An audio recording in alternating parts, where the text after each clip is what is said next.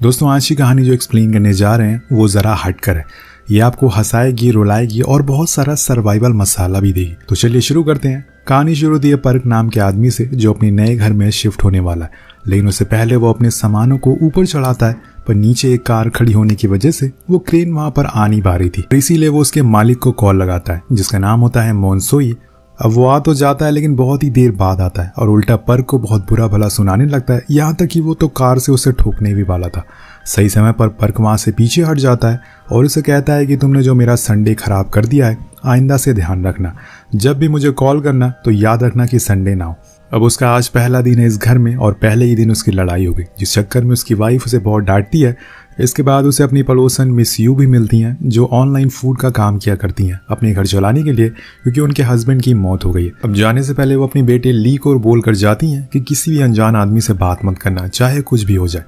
उधर सामान शिफ्ट होने के बाद पर्क बहुत ही खुश होता है। वो फाइनली अपने खुद के घर में आ चुका है जो उसका हमेशा से सपना था। उसका पूरा परिवार बहुत खुश था, लेकिन यहाँ एक थोड़ी अजीब चीज होती है। जब भी उसका बेटा अपना मार्बल जमीन पर फेंकता है तो एक ही दिशा में जाने लगता है। अब ये देखकर उसे एक बार ख्याल आता है कि कहीं ये बिल्डिंग एक तरफ झुकी तो नहीं है, लेकिन वो इसे इग्नोर कर देता है। अगले दिन उसे ऑफिस जाने से पहले वो अपने लिए एक जिम ढूंढने के लिए जाता है जहाँ पर कोच कोई और नहीं बल्कि मोनसाई होता, जिसे देखकर वो वहां से भाग जाता है क्योंकि उसकी तो शुरुआत से ही उसे नहीं बनती, और अपने ऑफिस आ जाता है जहां पर वो सभी को बताता है कि मैंने अपना नया घर ले लिया है और इसमें शिफ्ट भी हो गया हूँ। लेकिन जब वो उसका एड्रेस बताता है तो सभी लोग हैरान हो जाते हैं क्योंकि वो जगह बहुत ही पुरानी थी, खासकर उस जगह का क्राइम रेट बहुत ज्यादा था। लेकिन पर्क उन्हें कहता है कि ये सब सिर्फ अफवाह है, ऐसा कुछ नहीं है, तुम लोगों को वहां पे आना चाहिए। तो वो कहते हैं कि ठीक है, नेक्स्ट वीकेंड हम सभी वहां जरूर आएंगे। पर यहाँ अभी तक उसे दिमाग में वो मार्बल वाली बात हटी नहीं थी, इसलिए ऐसे ही इंटरनेट पर वो टिल्ट बिल्डिंग के बारे में सर्च करना शुरू कर देता है, पर उसे कुछ खास नहीं मिलता जिससे कि उसे कुछ जानकारी मिल सके। घर जाने पे वो फिर से मार्बल को फेंक कर देखता है और इस बारी भी वो उसी डायरेक्शन में गिरने लगता है, जिसे देखकर उसे थोड़ी घबराहट तो होती है। वो सोच में पड़ जाता है कि कहीं वो सच में तो बिल्डिंग टेढ़ी नहीं है, लेकिन उसकी वाइफ ये बेकार की बातें सोचने के लिए मना करती है और उन्हें कहीं बाहर ले जाने को बोलती है। वो अपनी फैमिली को उस दिन डिनर पर ले जाता है, लेकिन वहां पर कितनी ज्यादा पी लेता है कि वो कैब बुक कर देता है। और वहां उस कैब का ड्राइवर कौन होता है, गेस करिए? जी हाँ, मोनसाई निकलता है, जिसे देखकर वो उससे पूछ ही लेता है कि यार तुम कितना काम करते हो। वो कहता है कि ये तो मैं पार्ट टाइम करता हूँ ताकि कुछ एक्स्ट्रा पैसे कमा सकूं। अब अगले दिन पर्क जब ऑफिस जाता है तो उसका कलीग कहता है कि मैं तुम्हारे घर के लिए कुछ प्रेजेंट देना चाहता हूँ। तो पर्क कहता है कि कुछ देने से अच्छा है कि तुम मुझे पैसे दे दो। तो वो उसे पैसे दे देता है और वो उन्हीं पैसों से चेयर लेकर आता है और उस पर बैठकर झूलने लगता है, जिसे देखकर उसकी वाइफ उसका बहुत मजाक बनाती है, लेकिन उसे कोई फर्क नहीं पड़ रहा था।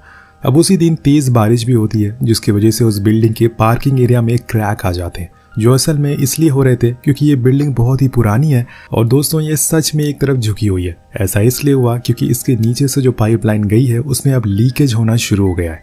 ये किसी भी समय गिर सकती है, पर अभी इस बारे में बिल्डिंग वालों को कोई भी अता पता नहीं है।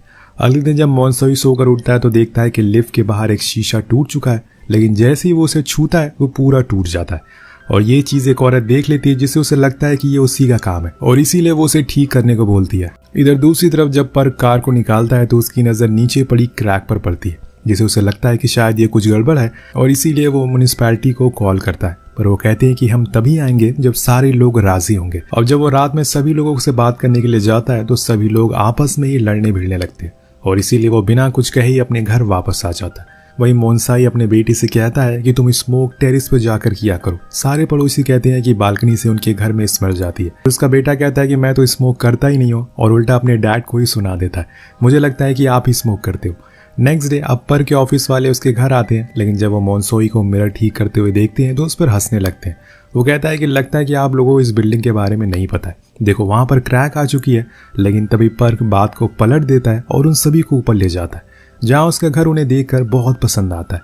वो पूरा दिन पार्टी करते हैं, लेकिन जब उनके घर जाने की बारी आती है तो उसके 2 कलीग ज्यादा पीने की वजह से जा नहीं पाते, इसलिए पर्क उन्हें रोक लेता है। नेक्स्ट मॉर्निंग यू को एक अर्जेंट मीटिंग के लिए जाना होता है, इसलिए वो जल्दी से उठता है और जैसे तैसे तैयार होकर निकल जाता है टैक्सी में। लेकिन बीच में उसे याद आता है कि उसका बैग तो घर पर ही रह गया, इसलिए वो वापस से ऊपर जाता है, बैग को ले आता है। लेकिन उसका कैब ड्राइवर बाहर फोन पे ही बिजी था। उधर पर्क अभी भी सो रहा था, इसलिए उसका बेटा और वाइफ दोनों सामान लेने के लिए घर से बाहर जा रहे थे। लेकिन तभी उसकी वाइफ को याद आता है कि वो अपना फोन घर पर ही भूल गई है, इसलिए वो अपने बेटे को जाने को कहती है। तो वो चला जाता है। उधर मोन्साई अपार्टमेंट के सभी लोगों से पानी के बारे में पूछता है, लेकिन कोई जवाब नहीं दे रहा था, जिसका मतलब ये था कि बिल्डिंग में इस समय ज्यादा लोग मौजूद नहीं है, क्योंकि पानी ना होने की वजह से वो सभी अपने रिलेटिव के घर चले गए थे। और तभी वो एक दूसरे घर में पानी के लिए जाता है जहाँ पर ली नाम का लड़का रहता था। ये बच्चा असल में मिस ऊ का बेटा होता है, जो कि ऑनलाइन फूड का काम करती थी। जब मोन्साई उसे पानी के बारे में पूछता है तो वो कोई जवाब नहीं देता, क्योंकि उसकी माँ ने मना किया है कि किसी भी अनजान आदमी से बात नहीं करे। इसके बाद वो छत पर चला जाता है जहाँ पर उसके खुद का बेटा स्मोक कर रहा था, पर वो उसे देखकर छुप जाता है। बिल्डिंग के साइड में रहने वाले अंकल मोन्साई को पानी दिखाकर उसे टीस करने की कोशिश करते हैं, पर तभी कुछ ऐसा होता है जो उन्होंने कभी जिंदगी में सोचा नहीं होगा। तो उस जगह की जमीन फटना शुरू हो जाती है। जैसे कि मैंने आपको शुरुआत में ही बताया था, इस जगह पर लीकेज हो रही है, जिसकी वजह से जमीन में होल बनता जा रहा है, और आज जिसका डर था वही हो जाता है। पूरी बिल्डिंग उस होल में धीरे धीरे करके समाना शुरू हो जाती है। सभी आसपास के लोग बहुत डर जाते हैं और अपनी जान बचाने के लिए भागना शुरू कर देते हैं, लेकिन जो भी लोग बिल्डिंग में थे वो अंदर ही रह जाते हैं, और इधर यू जो कि कार के अंदर ही था वो वहीं फंस जाता है। फिर उसकी कार धीरे धीरे करके बिल्डिंग के साथ ही नीचे चली जाती है। पहले तो उसे कुछ पता नहीं चलता कि ये सब हो क्या रहा है, लेकिन जब वो नीचे पर का फ्लैट देखता है तो हैरान रह जाता है। तभी वहां पर्क आता है जो उसे फौरन बाहर निकालता है, जिसके बाद वो दोनों अपने कलीग यूहान को ढूंढने लगते हैं, जो कि बेड के नीचे बेहोश पड़ी थी। इसलिए वो उसे सबसे पहले तो होश में लाते हैं, पर यहाँ पे पर्क को अपनी फैमिली की टेंशन हो रही थी। वहीं दूसरी ओर हम मोन्साई को देखते हैं जो ढेर सारी मिट्टी के नीचे दबा हुआ था, पर होश आने पे वो उसे बाहर निकालने की कोशिश करते हैं और तेज तेज आवाज लगाता है। उसकी आवाज सुनकर वहां पर तीनों लोग आते हैं, क्योंकि यहाँ यूहान को भी अब तक होश आ चुका था। वो सभी मिलकर उसे बाहर निकालते हैं। देन वो पर्क को बताता है कि मैंने तुम्हारी फैमिली को बाहर जाते हुए देखा है, और ये सुनकर उसे थोड़ा सुकून मिलता है। अब इसके बाद सभी लोग ये सोचने लगते हैं कि क्या पता उनके अलावा इस बिल्डिंग में कितने लोग फंसे हो, इसलिए हमें फौरन और लोगों को भी ढूंढना होगा। लेकिन मोन्साई बताता है कि जब मैं सभी लोगों के घर पर गया था पानी के लिए, तो मुझे कोई भी घर पर नहीं दिखा, जिसका मतलब ये है कि पानी ना आने की वजह से सभी लोग अपने अपने घर छोड़कर अपने रिलेटिव के यहाँ गए हुए हैं। अब तभी अचानक से एक दरवाजे से मोन्साई के बेटे सैम बाहर निकलता है, और वो अपनी चारों ओर चीजों को देखकर हैरान था कि आखिर वो यहाँ पर पहुंचा कैसे। तब उसके डैड उसे बताते हैं कि शायद तुम ही थे जो टेरेस पर स्मोक कर रहे थे, और जिस जगह से तुम बाहर निकले हो वो टेरेस का गेट है। तो वो कहता है कि ठीक है, लेकिन मुझे सर्वाइविंग स्किल आती है कि कैसे यहाँ पर खुद को जिंदा रखना है। मैंने मोबी टीवी चैनल की वीडियोस से सीखा है। सबसे पहले हमें आग जलानी होगी, इसके बाद ऊपर हेल्प के लिए सिग्नल भेजना होगा ताकि उन्हें पता चल सके कि हम जिंदा है। अब सभी लोग उसकी बात को मान लेते हैं और बीच में जाकर एक साथ तेज तेज चिल्लाना शुरू कर देते हैं, लेकिन इसका कोई फायदा नहीं होता, क्योंकि ये होल बहुत ही बड़ा था और बहुत ही अंदर। ऐसे किसी इंसान की आवाज ऊपर तक जाना मुश्किल है। अब सभी लोग थक कर बैठ जाते हैं, लेकिन यहाँ पर को बहुत बुरा लगता है। उसके चक्कर में उसके कलीग भी इस मुसीबत में फंस गए, और इसीलिए वो उन सभी से माफी मांगता है। अब इनकी मुसीबत कम नहीं हो रही थी कि इसी वजह से तेज बारिश होना शुरू हो जाती है, जिसमें आग जलाना मुश्किल हो रहा था। तो मोन्साई पर की चेयर को तोड़कर उसे जला देता, और फिर सभी लोग अपने अपने घर से बचा हुआ खाना वहां लेकर आते हैं। वहीं ऊपर हम देखते हैं कि सभी फैमिलीज को अब एक बस में बैठाकर दूर ले जाया जा रहा है, क्योंकि उन्हें डर है कि कहीं दूसरी बिल्डिंग भी ना गिर जाए। लेकिन यहाँ पर की वाइफ बहुत परेशान है, क्योंकि नीचे पर को इस बारे में पता नहीं है कि उसका बेटा भी अंदर फंसा हुआ है। कुछ देर बाद रेस्क्यू वाले ड्रोन को अंदर भेजते हैं, लेकिन वो नीचे जाते ही डिस्कनेक्ट हो जाता है। तभी पर्क उस ड्रोन को देख लेता है और इसमें लगे कैमरा में सभी की रिकॉर्डिंग करने लगता है, क्योंकि ऐसा लग रहा था कि जैसे कोई उसे ऊपर से देख रहा हो।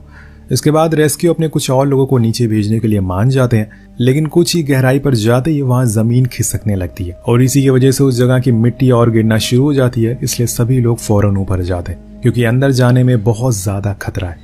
अब ये भी आइडिया काम नहीं आता, तभी अचानक से बिल्डिंग एक तरफ और झुक जाती है और सभी लोग नीचे गिरने लगते हैं। लेकिन यूहान सभी को एक वायर से बचाने की कोशिश करती है, जिसमें ये बच भी जाते हैं। पर मोन्साई की बारी आने पर वो वायर टूट जाती है, वो जाकर मिट्टी में गिर जाता है, और उसे बचाने के लिए उसका बेटा भी छलांग मार देता है। अब दोनों एक दूसरे की गर्दन को ऊपर करने की कोशिश करते हैं, लेकिन वो अंदर धंसते ही जा रहे थे।